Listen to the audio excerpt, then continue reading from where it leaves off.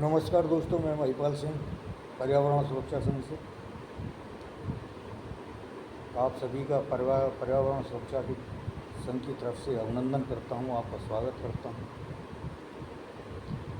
आज के इस वीडियो में हम एयर पॉल्यूशन के बारे में बात करने वाले हैं। पिछली वीडियो में हमने पर्यावरण और pollution, type of pollutions and source of pollutions के बारे में बात की थी। आज उसी के सिलसिले को आगे बढ़ाते हुए अब हम जो 5 तरह का पॉल्यूशन है, 5 टाइप्स ऑफ पॉल्यूशंस हैं, उनमें से एक पॉल्यूशन का बारे में चर्चा करने वाले हैं और वो पॉल्यूशन होगा एयर पॉल्यूशन। इसके बारे में हम बात करेंगे। एयर पॉल्यूशन क्या है, कैसे क्रिएट होता है और कहाँ से क्रिएट होता है और इससे कौन कौन सी बीमारियाँ होती हैं, क्या इम्पैक्ट है इसका पर्यावरण पर और हमारी ऊपर। आज इसके बारे में बात करने वाला हूँ। एक रिक्वेस्ट है आपसे प्रिय दोस्तों कि ये आप जो मेरी वीडियो देखते हैं, हमारी जो वीडियो देखते हैं पर्यावरण से रिलेटेड, इन्हें अपने दोस्तों में शेयर करिए। हमारे यूट्यूब का चैनल है, उससे सब्सक्राइब कीजिए। सब्सक्राइब करोगे और लाइक करोगे, कमेंट दोगे। कमेंट इसलिए ज़रूरी है कि हम जो आपको बता रहे हैं उसमें क्या खामियां हैं, क्या गलती हैं, क्या हम गलत कह रहे हैं। अगर जो आपकी राय हमें पता चलेगी तो हम उसको सुधार करने की कोशिश करेंगे, या हमारा कोई और भी आप अच्छी राय दे सकते हैं कि आप इसे भी ऐड करें, तो उससे जो है हम अपनी वीडियो वगैरह में ऐड करके लोगों तक पहुंचाने की कोशिश करेंगे। ठीक है दोस्तों, ये मैं जानता हूं कि आजकल ऐसी जो पॉजिटिव या शिक्षाप्रद वीडियो जो हैं उन्हें लोग पसंद बहुत कम करते हैं, तो अधिकतर नेगेटिव चीज़ों को ही पसंद किया जाता है।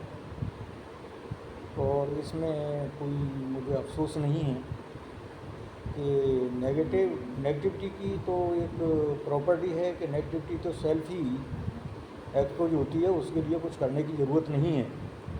और जो पॉजिटिविटी है उसे एक्सपोज करने के लिए लेबर की ज़रूरत पड़ती है, फोर्स करने की ज़रूरत पड़ती है, जब भी वो एक्सपोज हो पाती है। ठीक है दोस्तों, जैसा आप चाहें। लेकिन अब हम एयर पॉल्यूशन की बात करते हैं कि एयर पॉल्यूशन की। मेरे प्रिय दोस्तों, दुनिया में जितनी भर भी गैसें प्रेजेंट हैं एनवायरनमेंट में, वो सारी गैसें एयर के अंदर मौजूद हैं, लेकिन उनकी एक निश्चित अनुपात में है, उनकी एक सर्टेन रेशो है।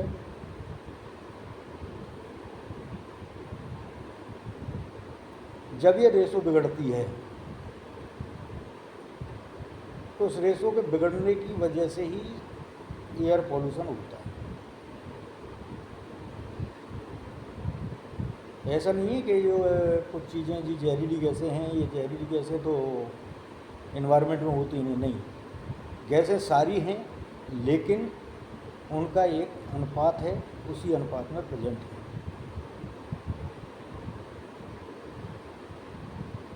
नाइट्रोजन है, ऑक्सीजन है, कार्बन डाइऑक्साइड है।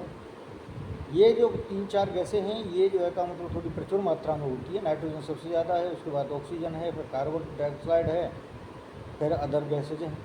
लेकिन गैसें जितनी बार भी हैं वो सारी प्रेजेंट हैं, लेकिन एक रेशो है उनका। जब कोई भी गैस की क्वांटिटी, मात्रा, परसेंटेज जब बढ़ जाती है एयर के अंदर, तो वो एयर पॉल्यूटेड हो जाती है, क्योंकि दूसरी गैसें की भी रेशो बिगड़ जाएगी। अब हम आगे बात करते हैं कि ये गैसें जनरेट कहाँ से होती हैं। तो मेरे प्रिय दोस्तों, सबसे पहले हम बात करते हैं इंडस्ट्रीज़ की। इंडस्ट्रीज में ये जो गैसें हैं ये जनरेट होती हैं बाउलर से, जो मोबाइल या टेक्सटाइल मिले हैं या पेपर मिले हैं, इनसे बाउलर से, या अदर कल कारखाने हैं उनसे बॉयलरों से भी जनरेट होती हैं। दूसरा, जो केमिकल इंडस्ट्रीज है उनमें से लगभग सारी गैसें ये जनरेट होती हैं, जहाँ पर जो भी सॉल्वेंट या रसायन प्रयोग हो रहा है उसके जो है का वेपराइज होने के चांसेस रहते हैं प्रॉपर कंडेंसेट ना होने की वजह से, तो वेपर्स फैलती ही है, उसकी वजह से होता है। पहला इंडस्ट्री से है, दूसरा ट्रांसपोर्टेशन से। जितनी भर भी गाड़ी हैं जो कि डीजल या पेट्रोल से चलने वाली हैं, उन सभी गाड़ियों से कार्बन मोनोऑक्साइड, कार्बन डाइऑक्साइड और सल्फर डाइऑक्साइड गैसें जनरेट होती हैं, ये ग्रीन हाउस गैसेज हैं, ये एयर को पॉल्यूटेड बनाती हैं। तीसरा जो सोर्स है वो है एग्रीकल्चर। एग्रीकल्चर में हम जो फर्टिलाइजर्स या पेस्टिसाइड्स यूज करते हैं उनकी वजह से भी green house gases use generate होती हैं जो एयर पॉल्यूशन को बढ़ाती हैं, एयर पॉल्यूटेड करती हैं। उसके बाद में सीवेज। सीवेज यानी कि हमारा घर, दुकान, कॉमर्शियल ऑफिस, ये जो जगह हैं इनसे भी जो है जनरेट होती हैं। जैसे कि ऑफिस वगैरह में हमारे घर में एसी हैं, उससे भी जो है जनरेट होती हैं। दूसरा, हम जो भोजन बनाते हैं उसमें भी ऑयल्स वगैरह यूज करते हैं, उनकी वेपर्स होती है, उससे भी जनरेट होती हैं। तीसरा, जो हमारा खाद्य पदार्थ है, जो खाद्य पदार्थ है उसको भी जो है सड़ने की वजह से जो हम बचा हुआ खाना फेंक देते हैं, वो भी इन्वायरमेंट जा कर के सड़ता है, और सड़ने की वजह से भी जो है ये गैसेज उत्पन्न होती हैं, वो भी एयर पॉल्यूशन को बढ़ाती हैं। दूसरा, प्लास्टिक के जलने से, पॉलीथीन वगैरह जलाते हैं, इससे भी जो है गैसेज जनरेट होती हैं। और बाकी किसानों के पराली वगैरह जलाने की वजह से भी होती हैं। तो ये जो गैसेज हैं ये सारी ये सोर्स हैं, इनसे ही जनरेट होती है। अब ये है कि इससे एयर पॉल्यूशन की वजह से कौन कौन सी बीमारियाँ होती हैं। खास कर फ्रेंड्स, दोस्तों, एयर पॉल्यूशन की वजह से होने वाली जितने भी फेफड़ों से रिलेटेड बीमारियाँ, वो सारी बीमारी होती हैं। टीबी, अस्थमा, खांसी, यहाँ तक कि कैंसर, फेफड़ों से, लंग्स से रिलेटेड जो कैंसर्स हैं, या गले से या नाक से, ये या आँखों का ये जो कैंसर होता है, इसमें या स्किन से रिलेटेड जो है बीमारियाँ हैं, आपके आँखों से रिलेटेड बीमारियाँ हैं, ये एयर पॉल्यूशन की वजह से होती हैं। और एयर पॉल्यूशन की भी एक प्रॉपर्टी है कि एयर पॉल्यूशन जब कि वाटर और जो है सॉइल के टच में जाता है तो इन दोनों को भी पॉल्यूटेड करता है। तो यह है दोस्तों, एयर पॉल्यूशन कहाँ से जनरेट होता है और कैसे जनरेट होता है, एयर पॉल्यूशन है क्या। एयर को विषाक्त होना ही एयर पॉल्यूशन कहा जाता है। जैसे मैंने कहा कि दुनिया भर की गैसें, सारी गैसें प्रेजेंट हैं एयर में, लेकिन वो इनकी एक सर्टेन रेशो यानी कि निश्चित मात्रा है, निश्चित परसेंटेज है, निश्चित अनुपात में है। जब इनका अनुपात बिगड़ता है, कोई अदर गैस कहीं भी किसी भी जगह लोकेशन पे जब रिलीज होती है और एनवायरनमेंट में जाती है तो वहाँ पर उसकी परसेंटेज बढ़ जाती है, तो अदर जो गैसेज हैं उनकी भी परसेंट कम हो जाती है। तो जो गैसें हैं जो कि हमें फ्रेंडली नहीं हैं, तो उसकी वजह से एयर पॉल्यूशन हो जाता है। तो ये पॉल्यूशन के एयर पॉल्यूशन को रोकने के लिए, रोकथाम के लिए क्या कर सकते हैं, तो उसके लिए मेरे प्रिय दोस्तों, सबसे पहले मैं इंडस्ट्री से बात करता हूँ। इंडस्ट्री को कैसे रोका जा सकता है। हमारी जो बॉयलर की चिमनी है उसकी हाइट जो एज पर रूल है वो 16 मीटर होनी चाहिए मिनिमम, जो जिससे कि गैसें हैं ज़्यादा ऊंचाई पे जाकर के जो है मतलब रिलीज हों, और रिलीज होने के बाद में वो ज़मीन तक ना आए, मतलब इन्वायरमेंट के टच में ना आए।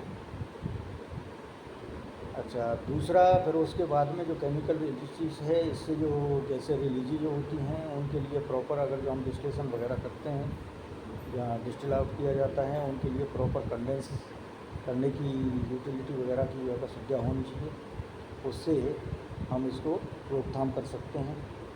उसके बाद घर से जो सीवेज है उसे रोकने के लिए एसी वगैरह हम यूज करते हैं, तो उसे प्रॉपर तरीके से करें, प्रॉपर मेंटेनेंस रखें, जिससे कि जो मतलब जो गैसें हैं वो जनरेट ना हो पाएँ, लीकेज ना हो पाए। और इंडस्ट्रीज में भी जो गैसेजों के भंडार हैं, जो कि हमारे गैस के स्टोरेज टैंक्स वगैरह हैं, उनके सिलेंडर्स हैं, उनके लीकेज वगैरह को प्रॉपर कंट्रोल किया जाए, तो वहाँ से रोका जा सकता है।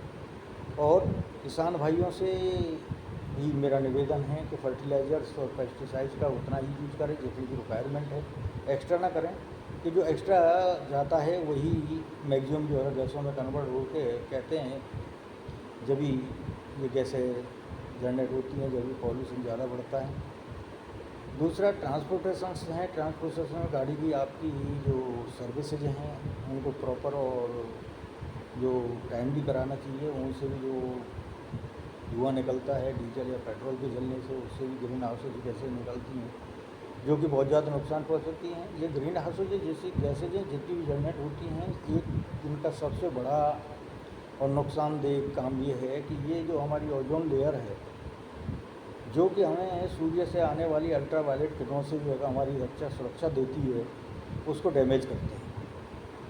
और जो इनकी वजह से जो ग्रीन हाउसेज गैसेज हैं, इनकी वजह से एसिड रेन भी होती है जो काफ़ी नुकसानदेह है। और जो इन्वायरमेंट में कुछ हमारे जो मित्र जो है बैक्टीरियाज वगैरह हैं, उनको भी डेड करती हैं।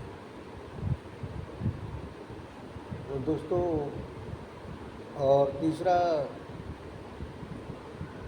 ये है, और घर पे जो होने वाला है, घर से एसी वगैरह के प्रॉपर जो है उसका खाना जितना भी उतना ही बनाएं जितना की ज़रूरत हो। वेस्ट जो है भोजन को ज़मीन में न फेंकें। अगर ज़मीन फेंकते हो तो सड़ता है, और सड़ने के बाद में ये गैसें जनरेट होती हैं, और ये गैसें जनरेट होते करके इन्वायरमेंट में जाती हैं और एयर को पॉल्यूटेड करती हैं। ठीक है दोस्तों, ये है एयर पॉल्यूशन से रिलेटेड। मैंने बड़े सूक्ष्म और छोटे तरीके से बताया है। हालांकि बोलने के लिए खाली एयर पॉल्यूशन ही एक ऐसा सब्जेक्ट है, अगर जो मैं इस पर बोलता रहूँ तो मिनिमम 8 घंटे में मैं एक्सप्लेन कर पाऊँगा,